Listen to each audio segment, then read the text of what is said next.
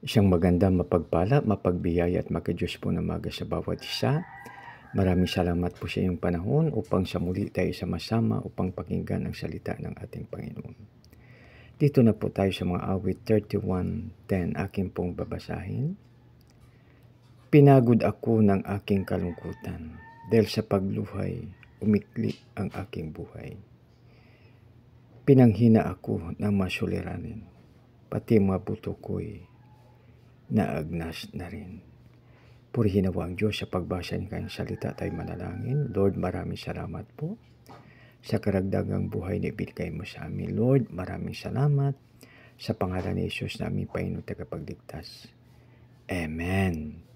So dito po mga kaibigan, pinagod ako ng aking kalungkutan, dahil sa pagluhay umikli ang aking buhay. So dito mga kaibigan, ang pagkalungkot ay makapikto po sa ating katawan.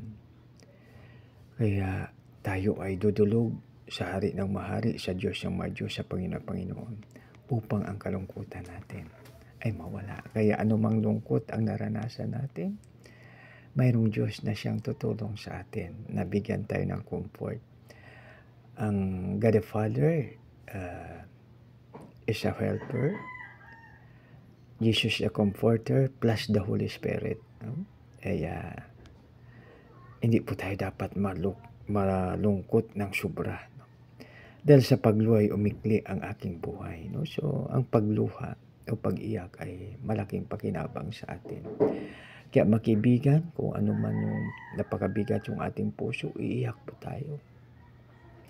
Dahil ang luha ay mayroong tinatawag na therapy. Tapos kung pwede, ibulalas po natin sa ating Panginoon ang lahat na dapat natin ibulalas o kaya ating sabihin. Kung pwede, pwede mo rin ibulalas sa mga mapagkatiwalaan na dapat mo i-share ang problema. Subalit mga kaibigan, para sureball po tayo sa Diyos po natin. At kung sino ang pinakamalapit sa atin na mapagkatiwalaan. Pinanghina ako ng masuliranin, pati mga buto ko'y agnas na rin. So, ibig sabihin na ang pag-problema ko yung pag-stress ay makapikto sa ating health. Dito nabanggit yung buto.